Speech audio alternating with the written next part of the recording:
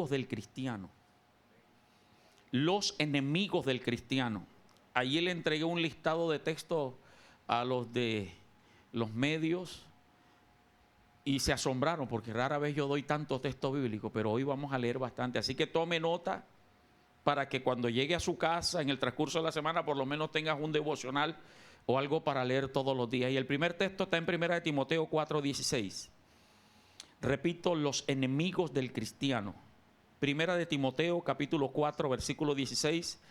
Dice la escritura: ten cuidado. ¿De quién? De ti mismo. ¿Y de qué más?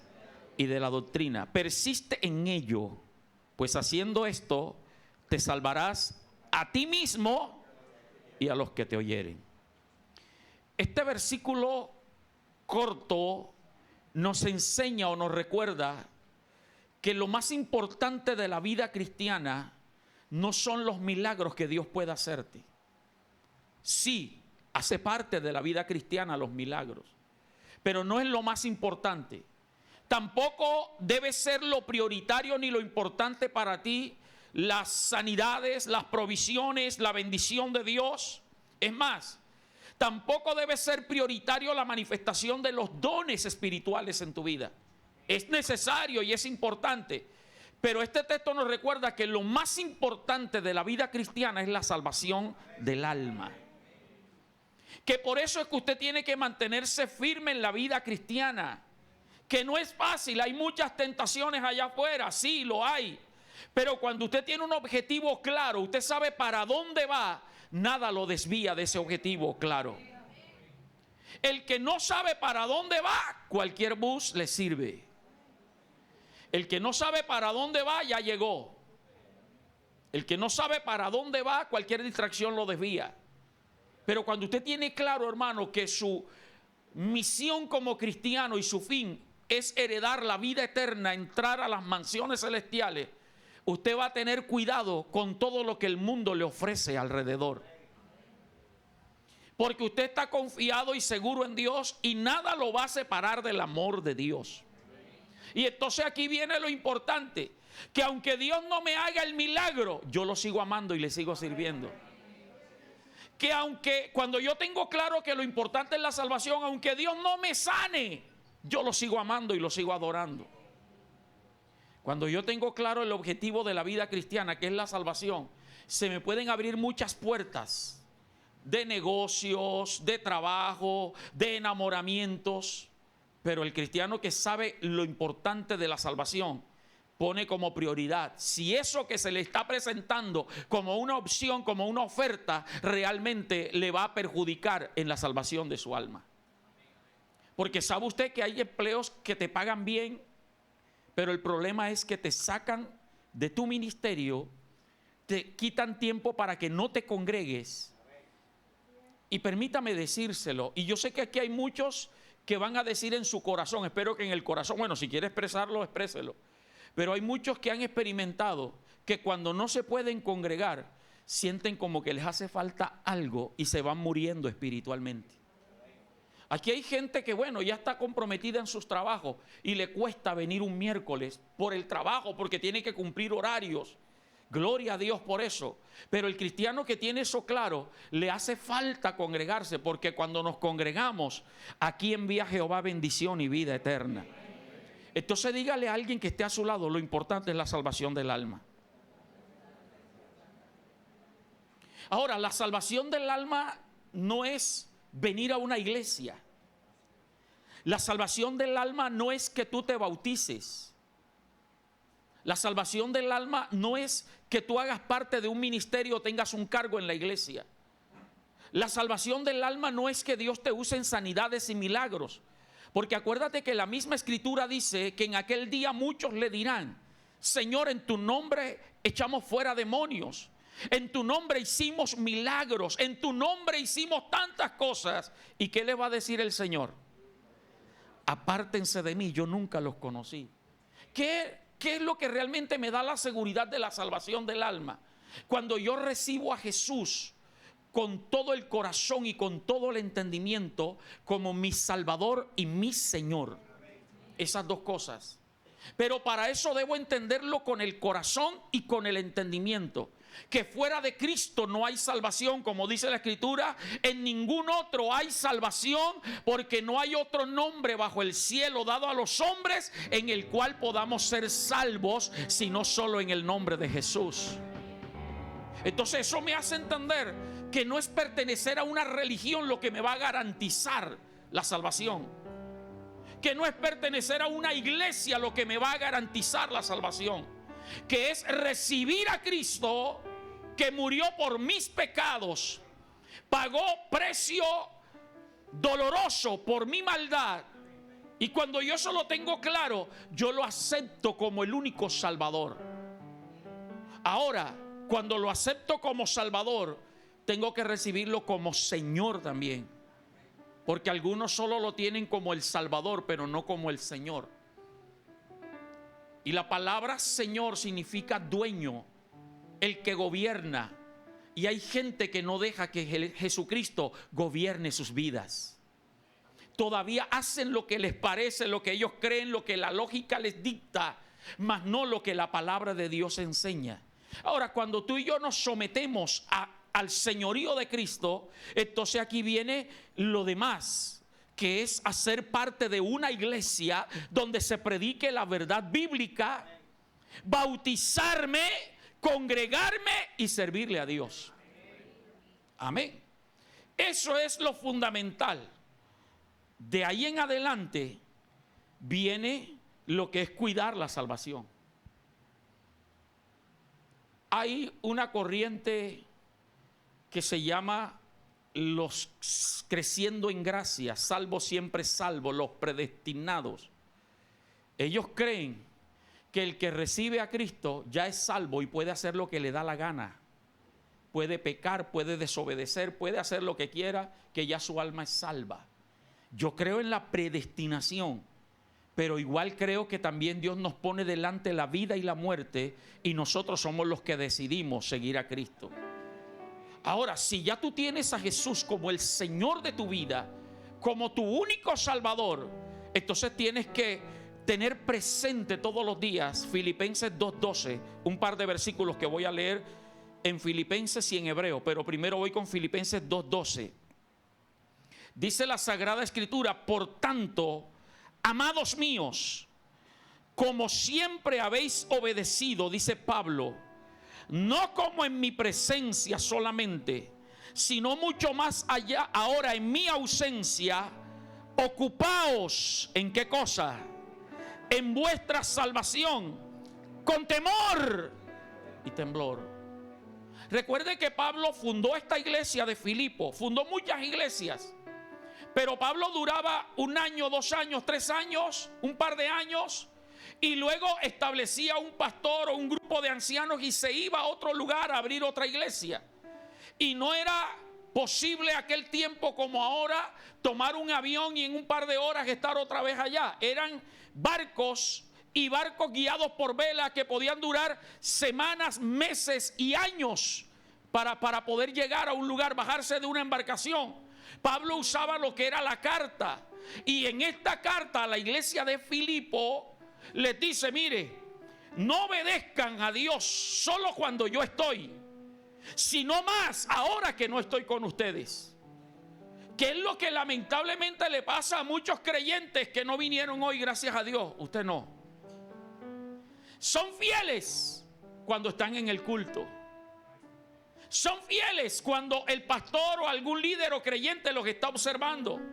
Pero cuando están en el trabajo, que no hay cristianos, en la escuela, en la universidad, en la calle, en el partido de microfútbol o lo que juegue, se olvidan de la vida cristiana y andan como les da la gana. Yo sabía que no iba a sacar amenes ni nada. Repito el texto. Pablo dice: por tanto, y mire cómo los trata de lindo, amados míos. Yo hoy te digo, iglesia del Edén, amada mía, como siempre habéis obedecido, no como en mi presencia solamente, sino mucho más ahora que no estoy presente en mi ausencia, ocupaos en vuestra salvación. ¿Con qué? O sea que hay que dedicar tiempo, hay que ocuparse en la salvación. La salvación hay que cuidarla con mucho temor y con mucho temblor. ¿Sabe por qué? Porque la venida de Cristo está cerca. Y el día que Cristo venga en gloria, cuidado, te va a sorprender viendo lo que no debes ver, hablando lo que no debes hablar, oyendo lo que no debes oír y estando donde no debes estar. Amén. Hebreos 2:1, sigo leyendo. Voy a leer desde el versículo 1 hasta el versículo 3.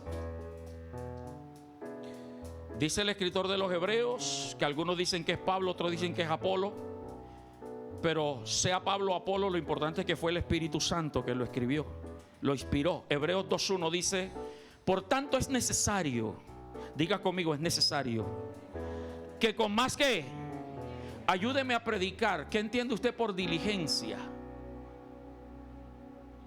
Prontitud, ligereza, con atención.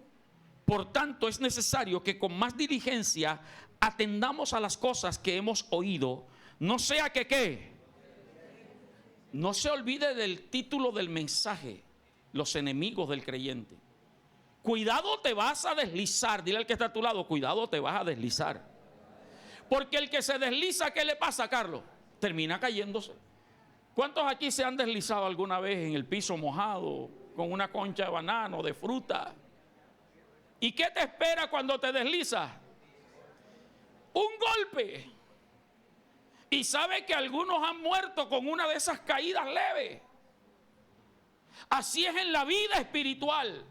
Cuidado, porque Satanás todos los días te coloca cáscaras de banano para que te deslices. Versículo 2.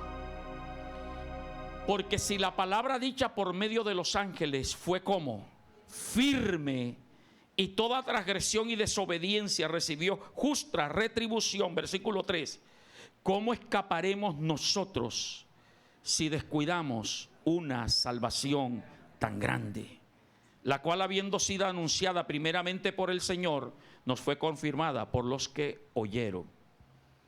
Ahora vuelvo al versículo inicial donde leímos al comienzo, 1 de Timoteo 4:16.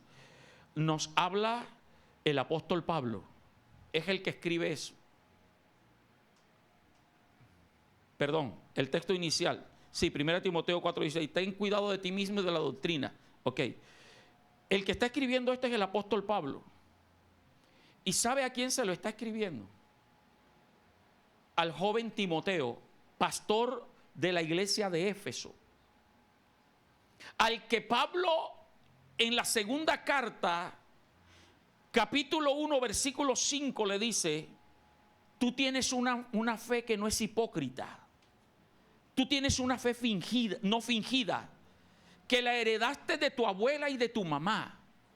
En otras palabras, Pablo reconoce que el joven Timoteo, pastor de la iglesia de Éfeso, era un verdadero cristiano como usted y como yo.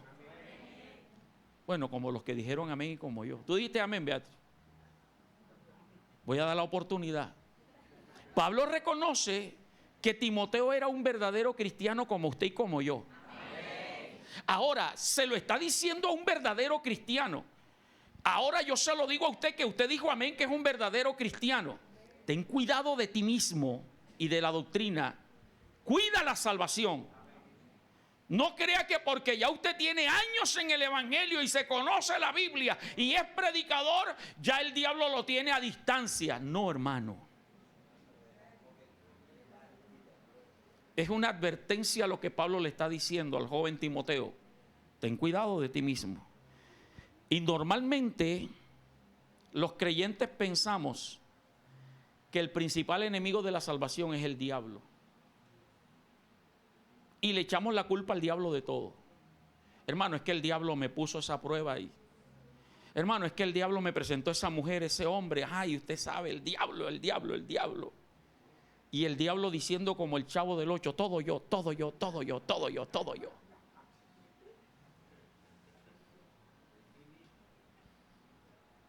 El diablo no es el principal enemigo tuyo y mío. Según ese texto, ¿cuál es el principal enemigo nuestro? Diga yo mismo soy mi enemigo. Nosotros mismos. Ten cuidado de ti mismo. ¿A qué se refiere con eso de tener cuidado de ti mismo? A tu carne. Ese es tu principal enemigo. Tu carne, tus pasiones, tus deseos, tus sentimientos. Esa es la lucha que tienes diaria. Porque yo tengo claro que tú eres cristiano. Bueno, el hermano Jeremías. Yo tengo claro que tú eres cristiano. Tengo claro que tú eres hijo de Dios. Por lo tanto, el diablo no está dentro de ti. Hay un poco, Ana, que tienen al diablo adentro. Voy a repetir lo que me asustó eso. Ya que tú dijiste amén. Dijiste amén, sí. Tú eres hijo de Dios. Tú eres hijo de Dios. Y si eres hijo de Dios, el diablo no está dentro de ti. Amén. Dile al que está al lado tuyo, no sé tú, pero dentro de mí no está. Míralo a ver si tiene cara como de diablo. No, tienes una cara de angelito. Te falta son las alas y la aureola. O sea que el principal enemigo está dentro de nosotros. Y por ende no es el diablo ni los demonios. Ayer en el ayuno tuvimos un culto poderoso de ayuno. Vino bastante gente, faltaste tú. Pero yo le decía a la iglesia ayer que, María Jaira, cuando Dios me puso el sentir de este ayuno de liberación, yo me asusté. Decía ya que yo me asusté. María estuvo acá. Yo le dije ayer, me asusté.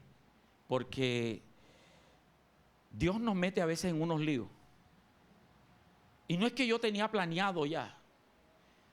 Y lo venía anunciando desde hace 2 semanas. Ayuno de liberación, Señor. ¿Y cómo vamos a hacer el asunto? Y usted me veía aquí hablando con seguridad. Pero créame, no tenía ni idea de lo que iba a predicar ni lo que iba a ministrar.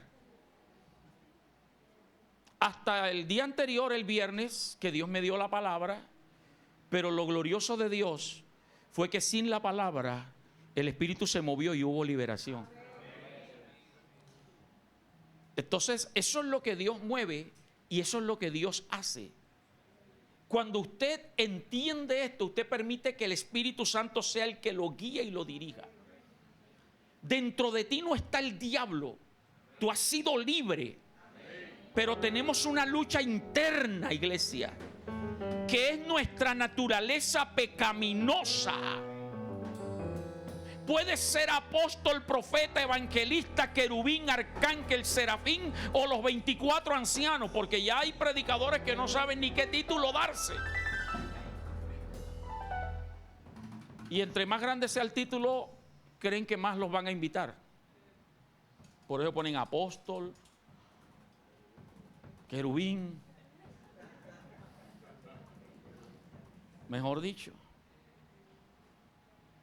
Pero desde el más grande de los apóstoles hasta el pastor que está comenzando, va a comenzar, hasta usted como creyente que está empezando, todos tenemos una naturaleza pecadora.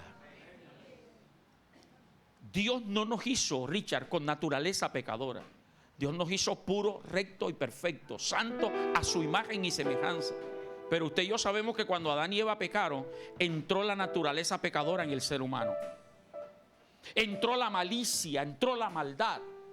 ¿Usted sabe cuántos años vivió Adán y Eva antes de pecar? Miles de años. Miles de años. Pastor, ¿cómo así? Si la Biblia dice que Adán vivió 965 años, 963 años creo que fue. 930 años, perdón. Y usted dice que miles de años. Los 930 años los vivió después que pecó. A partir de allí se cuenta la edad de Adán, no desde antes. Porque Dios no creó al hombre y empezó a contarle los días, porque Dios lo creó para la eternidad. Eso se lo sigo explicando otro día. Pero ¿cuántos miles de años vivió Adán y Eva poniéndole nombre a los animales y haciendo todo? Y nunca, Caro, se avergonzaron porque estaban desnudos. Y convivían desnudos y tuvieron hijos antes de pecar. Pastor, ¿cómo así? Sí. Es que para que exista un castigo, que fue el que Dios le dio a Eva, con dolor parirás, aumentaré en gran manera los dolores en tus preñeces, es porque ya Eva había parido sin dolor. Ok. No se avergonzaron, no se avergonzaban, pero cuando pecaron, los ojos se le abrieron, se dieron cuenta que estaban desnudos y corrieron a esconderse. Se da cuenta, ahí entró la naturaleza pecadora. Y Cristo vino a darnos vida. Cristo vino a traernos la salvación. Pero mientras estemos en esta carne, va a ser una lucha constante diaria con los deseos carnales. Vamos a la palabra, por favor. Romanos 7:15 al 19. Le dije que íbamos a leer bastante. Romanos 7:15. ¿Usted sabe quién escribe la carta a los romanos? Ayúdeme. ¿Quién? El apóstol Pablo. ¿Y usted sabe quién era el apóstol Pablo? El que el Señor llevó al tercer cielo, vivo, y le mostró cosas allá terribles, le dio la doctrina para la iglesia y le dio cosas que no le permitieron escribirlas. Para llegar a ese nivel, hermano, yo creo que ninguno de los apóstoles actuales tiene ese nivel de Pablo. Pero mire lo que ese gran hombre dice, Romanos 7:15, porque lo que hago, ¿qué pasa? No lo entiendo. Pues no hago lo que quiero, sino lo que aborrezco.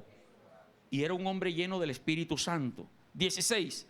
Y si lo que no quiero, esto hago, apruebo que la ley es buena. De manera que ya no soy yo quien hace aquello, sino el pecado que ¿qué?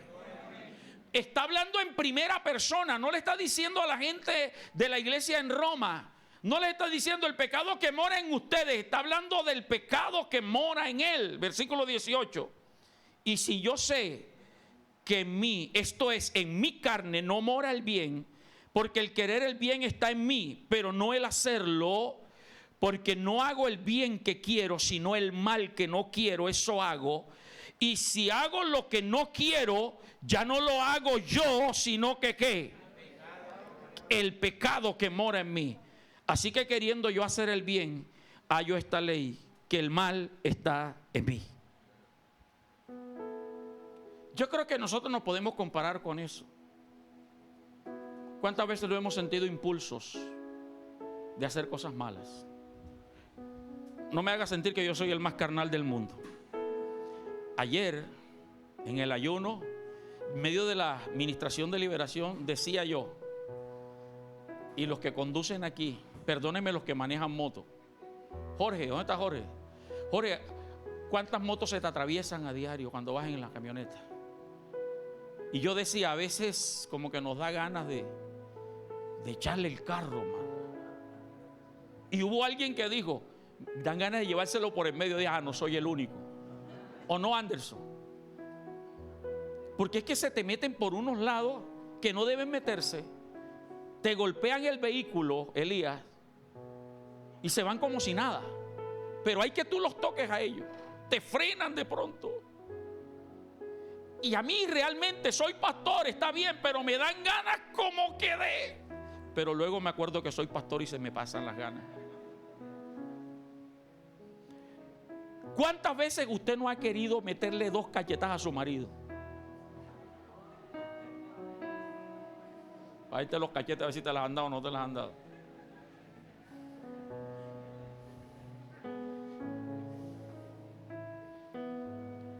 Algunos se dejan endemoniar y actúan. Otros como que metemos el freno y hasta el freno de mano. ¿O seré yo el único? Si soy el único, nadie me levantó la mano. Jerez, ¿cómo? Sí. La mayoría, no todos. Porque aquí hay gente que maneja moto y respeta los semáforos, respeta las cebras, respeta. Pero te estoy dando a entender que tú tienes esas luchas. Yo las tengo. Pablo las tenía. Para que te des cuenta que, imagínense, en un momento de esto, de rabia, Tú te vas a insultar, tú insultas a tu marido, a tu mujer, a tus padres, a tus hijos, a tu vecino, a tu compañero, y estás discutiendo y peleando. ¿Qué tal si suena la trompeta en ese momento?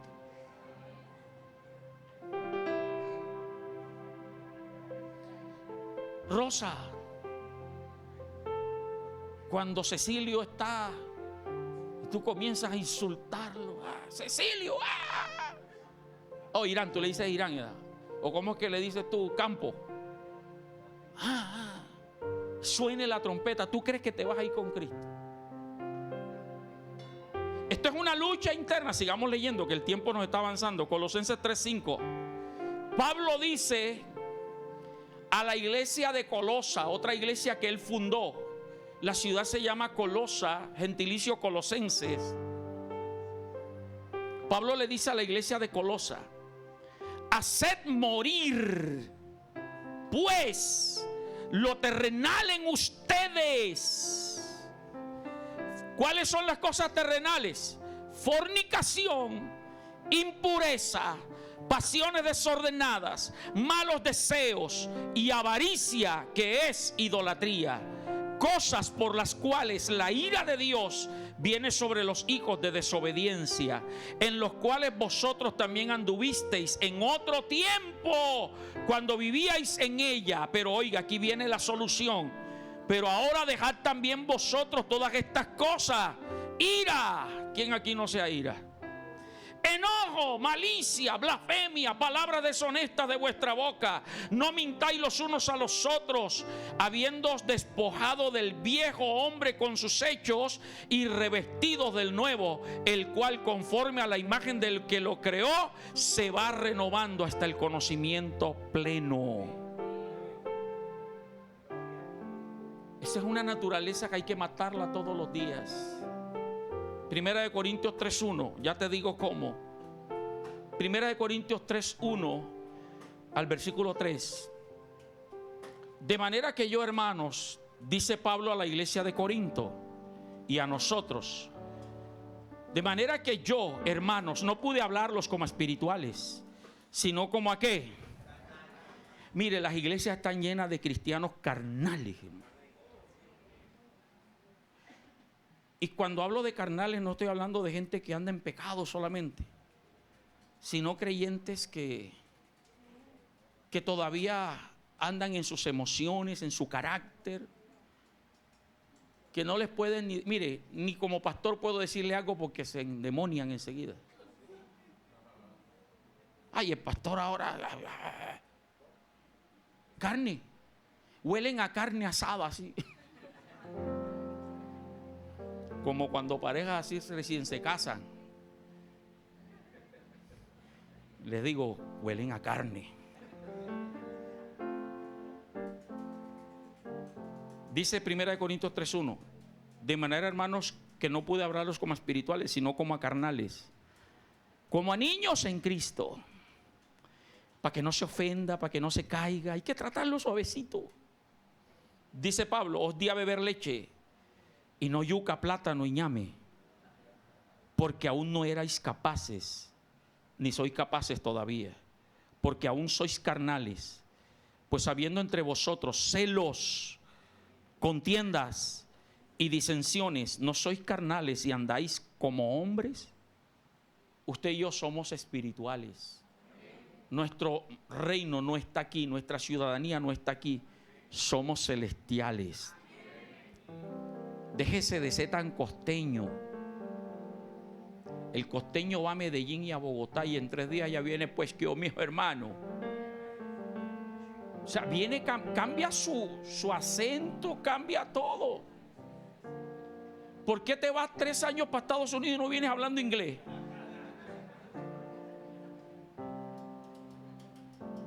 Usted tiene que tener su identidad de cristiano.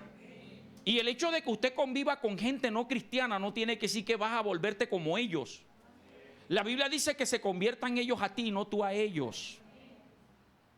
Y como pastor mato la carne. Es importante que usted ore todos los días.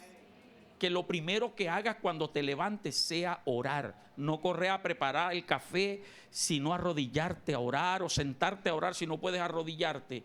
sea orar. Es lo primero que tienes que hacer para matar la carne. Gálatas 5:16, no lo sabemos de memoria, no lo tengo anotado, lo voy a leer acá. Digo pues, andad en el Espíritu. Gálatas 5:16, digo pues, andad en el Espíritu y no satisfagáis los deseos de ¿qué? Porque el deseo de la carne y el del Espíritu, y estos se oponen entre sí para que no hagáis. Usted quiere ser cristiano, pero la carne te lleva a ser mundano. Y algunos han dicho, ahora voy a ser mundano, voy a ser carnal. Pero como que te da temor a hacer ciertas cosas. O sea, es una guerra que tenemos interna los verdaderos cristianos. Versículo siguiente. Pero si sois guiados por el Espíritu, no estáis bajo la ley. Sigue. Y manifiestas son las obras de la carne, que son adulterio, fornicación, lascivia, concupiscencia, inmundicia. ¿Qué más? Idolatría, hechicería, enemistades, pleitos, celos, iras, contiendas, disensiones, herejías. Sigue, por favor. Envidias, homicidios, borracheras, orgías, cosas semejantes, iguales a esta. Imagínense, si se describe todo lo que tú y yo sentimos, no cabría. Por eso dice cosas iguales, acerca de las cuales os amonesto, como ya lo he dicho antes, que los que practican tales cosas, ¿qué les pasa? Si eres carnal y si andas en eso, tu salvación está en peligro.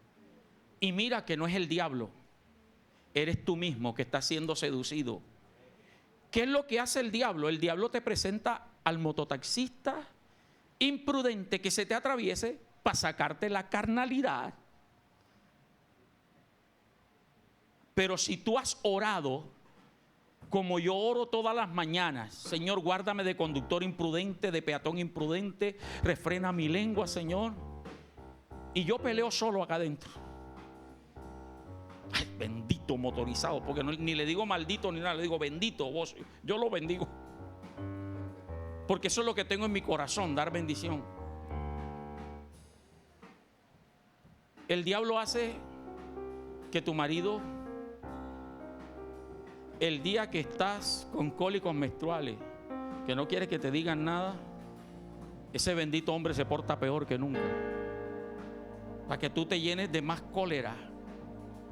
O sea, el diablo usa lo externo para sacar lo interno que hay en ti.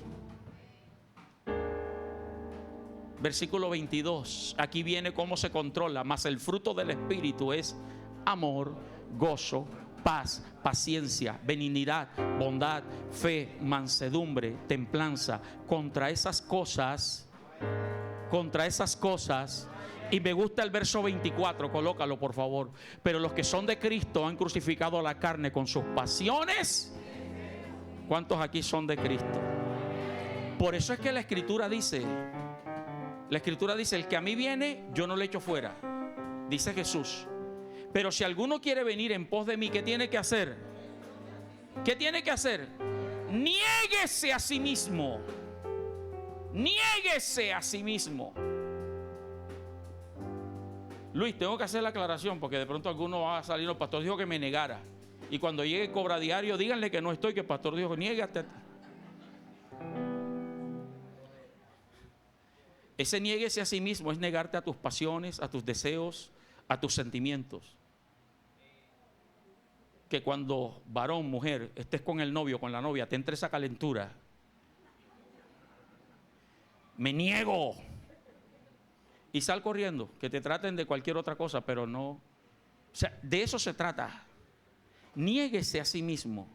Luego dice, tome su cruz de vez en cuando, cada día. Niéguese a sí mismo, tome su cruz cada día y sígame. Jesús se negó a él mismo. Siendo hombre, él no quería morir de esa manera. Sin embargo, dijo, no se haga como yo quiera, sino como tú quieras. Agarró su cruz, se la echó al hombro y se fue. También permítame hacer la aclaración. No es que ahora te vas a guindar una cruz en el pecho, te la vas a echar en la espalda. Cruz es símbolo de sacrificio. Y tú tienes que sacrificar tu carne. Amén. Segundo enemigo, volvamos a 1 Timoteo 4:16. Ya sabemos que el primer enemigo es la carne. El segundo enemigo dice, ten cuidado, 1 Timoteo 4:16, ten cuidado de ti mismo y de la doctrina.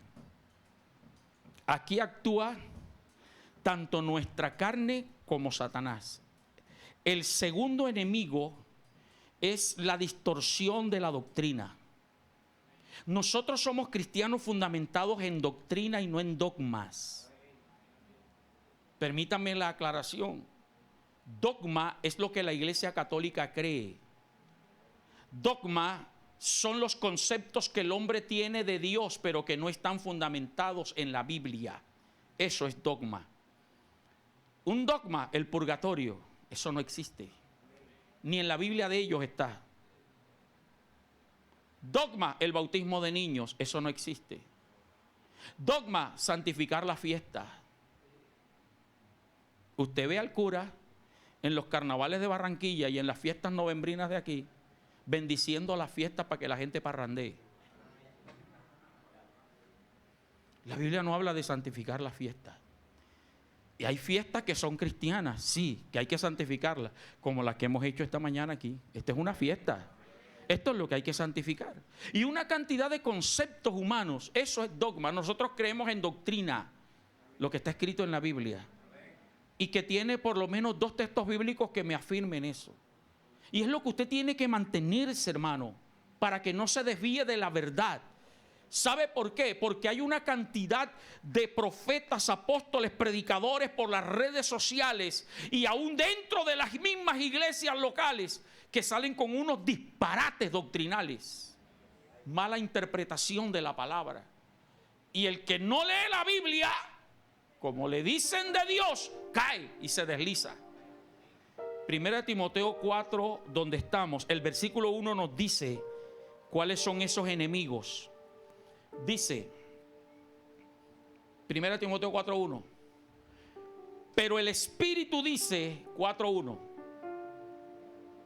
se pegó, ahí está, pero el Espíritu dice claramente que en los postreros días, los días después, o sea, en los actuales que estamos, algunos que, la palabra apostatar quiere decir negar, ir en contra de la fe. Y la fe aquí es la base doctrinal. O sea que en estos tiempos algunos negarán lo que han creído, escuchando ¿qué cosa? Espíritus engañadores. ¿Y qué más? Son 2 cosas diferentes. Hay espíritus engañadores y hay doctrinas de demonios. Son 2 cosas diferentes. Los espíritus engañadores se refiere al espíritu humano, no a los demonios. O sea, aquellos creyentes, aquellos teólogos, aquellos que se dicen ser estudiosos de la Biblia, que se dejan llevar por su lógica, por los conceptos personales y cuestionan las doctrinas bíblicas. Creen saber más. Esos que vienen con una revelación moderna y nueva. Dios me reveló algo diferente y no tiene fundamento en la Biblia, sino mala interpretación de la palabra. Gente que se cree sabia, no siéndolo. Gente que se autollama espiritual sin serlo. A esos hay que evitar y hay que desecharlos. Esos son los espíritus engañadores. Las doctrinas de demonios, las revelaciones nuevas que vienen por visiones. Esas revelaciones nuevas, esas falsas interpretaciones de la Biblia. Miren, estos días estos días no, hace un par de semanas atrás, alguien me mandó un video de un supuesto rabino que tiene una barba por acá y da unas interpretaciones del original hebreo, del original griego, pero que totalmente fuera de la verdad bíblica. Le dije, ten cuidado porque este es un falso predicador, falso profeta. Hay una cantidad de gente, hermano, tratando de traer cosas nuevas a la iglesia. Y el cristiano que no le gusta leer la Biblia se deja llevar por ello. Vamos a leer más textos. 1 Timoteo 4:2. Sigamos ahí donde estamos. Por favor, vuelve al 1 para seguir el hilo. Pero el Espíritu dice claramente que en los postreros tiempos algunos apostatarán de la fe, escuchando a espíritus engañadores y a doctrinas de demonios. Versículo 2. Por la hipocresía de mentirosos que, teniendo cauterizada la conciencia, prohibirán ¿qué? ¿A quién le suena eso? ¿A los curas?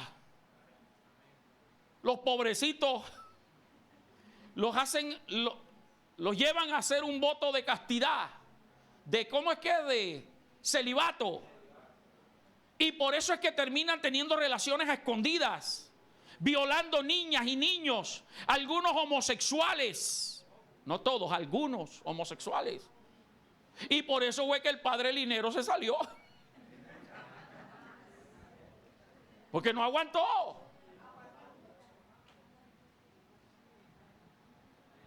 Y eso que tienen, para ellos el primer papa fue el apóstol Pedro.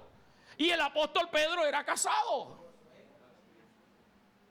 Que por eso fue que negó a Jesús, porque le sanó a la suegra. Habla de la suegra. Si hay suegra, porque hay mujer. Vaya entendiendo. Sigue diciendo, prohibirán casarse y mandarán a abstenerse de ¿qué? Alimentos que Dios creó. ¿A quién le suena eso? Que no coma cerdo.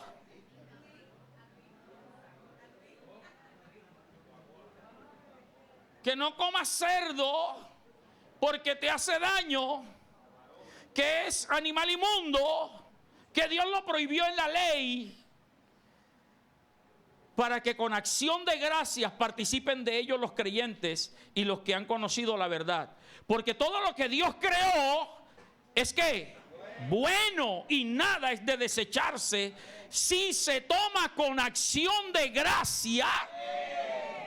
Porque por la palabra de Dios y la oración, la Coca-Cola y el café son santificados. Oiga, que hay gente que le gusta la Coca-Cola, ¿vale? Y el café.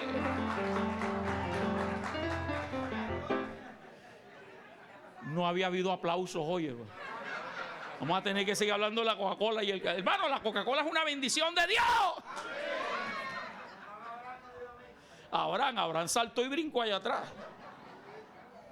Gálatas 1:6. Dice el apóstol Pablo. Autorregúlense, por favor. Gálatas 1:6. Dice Pablo, estoy maravillado de que tan pronto os hayáis alejado del que os llamó por la gracia de Cristo para seguir un evangelio como. No que haya otro evangelio, sino que hay algunos que os perturban y quieren pervertir el evangelio de Cristo. Mi papá me contaba que un día un pastor le dijo, Napo, ¿cómo ha cambiado el evangelio? Mi papá le dijo, el evangelio no ha cambiado.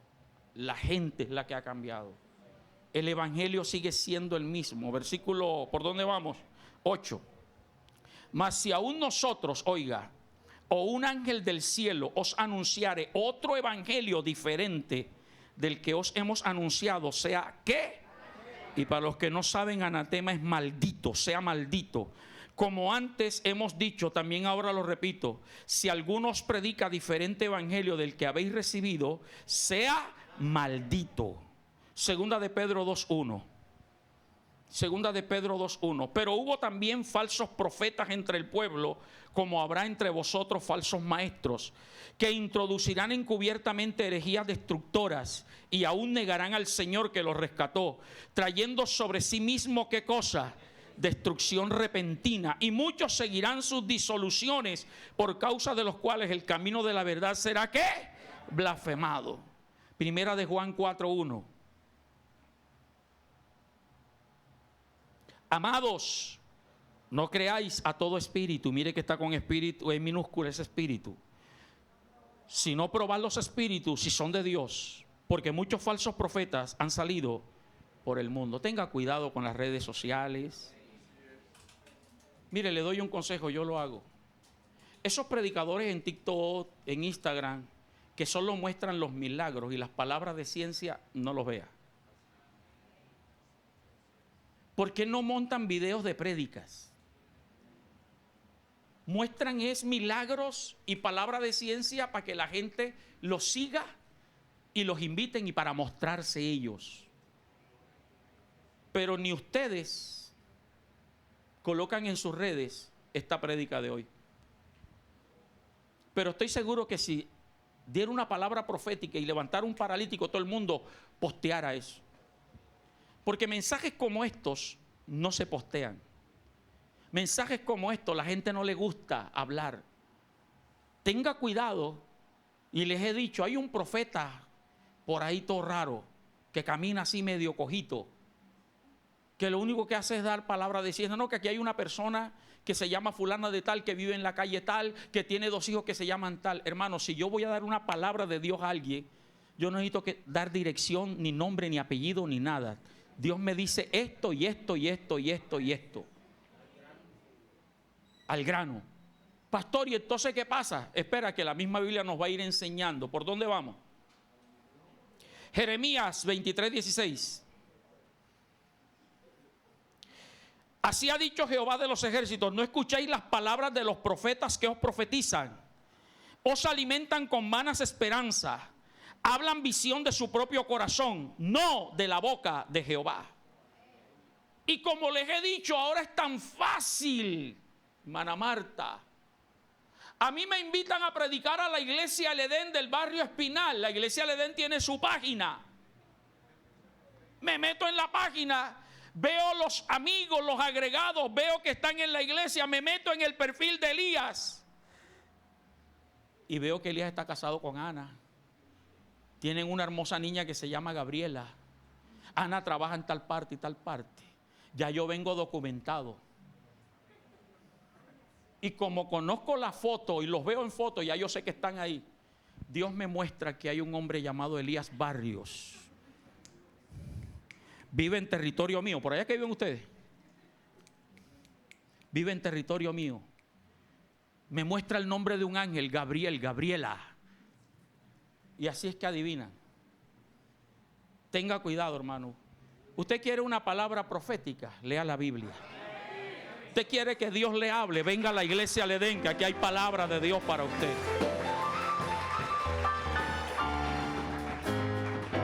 Si Dios a mí me da una palabra para Elías, ¿qué tengo yo que mencionarle a la esposa, mencionarle a los hijos, dónde trabaja? No. Elías, Dios te dice esto y esto y esto y esto y ya. No tengo que ponerme a estar mostrando que si hay profeta y hace una cantidad de arandelas, como mostrando el poder. Tenga cuidado. Judas, no Iscariote. Judas 1:3. Voy terminando ya, me faltan 800 textos nada más. Judas 1:3. Amados, por la gran solicitud, o sea, por la premura que tenía de escribiros acerca de nuestra común salvación, me ha sido necesario escribiros exhortándoos que contendáis ardientemente por la fe que ha sido una vez dada a los santos. Porque algunos hombres han entrado encubiertamente, de los que desde antes han sido destinados para esta condenación, hombres impíos que convierten en libertinaje, ¿qué cosa? Y niegan al Dios único, soberano, y a nuestro Señor Jesucristo. Convierten la libertad en libertinaje. Convierten la gracia de Jesucristo en supergracia. Y por eso es que usted ve que muchos hoy predican y dicen que tatuarse no es pecado. Porque es lo que la gente quiere oír. Y yo siempre les he dicho, hermano, el tatuaje es una adicción. El que se hace el primer tatuaje va a querer hacerse el segundo y el tercero, porque eso se mete en la sangre, y la sangre es la vida del ser humano. Tenga cuidado. No y amén. La Coca-Cola es bendición.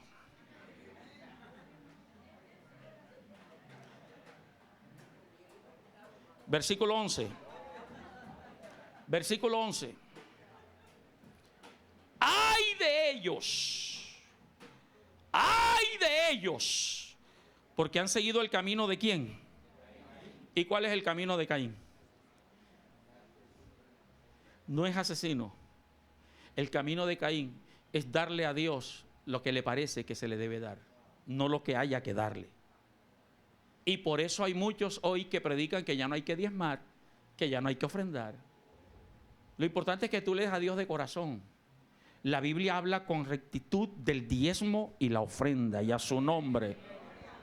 Y se lanzaron por lucro en el error de ¿quién?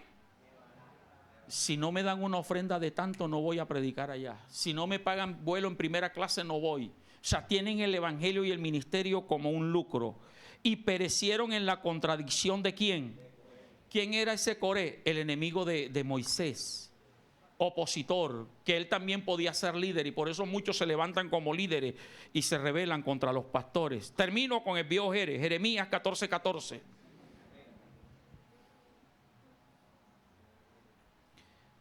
Jeremías dice: me dijo entonces Jehová, falsamente profetizan los profetas en mi nombre. No los envié, ni les mandé, ni les hablé. Visión mentirosa, adivinación, vanidad y engaño de su corazón es lo que profetizan ellos. Usted, como hijo de Dios, su enemigo no solamente es usted, sino espíritus engañadores, su espíritu. Tenga cuidado con las visiones, tenga cuidado con los sueños que tienes, tenga cuidado con las interpretaciones, entre comillas, que le vienen. Si usted es predicador, sométalo todo a la luz de la palabra. Y nunca olvidemos que lo principal de la vida cristiana es la salvación de nuestra alma. Y si nosotros somos salvos, podemos extender la salvación a otros. Póngase de pie, por favor.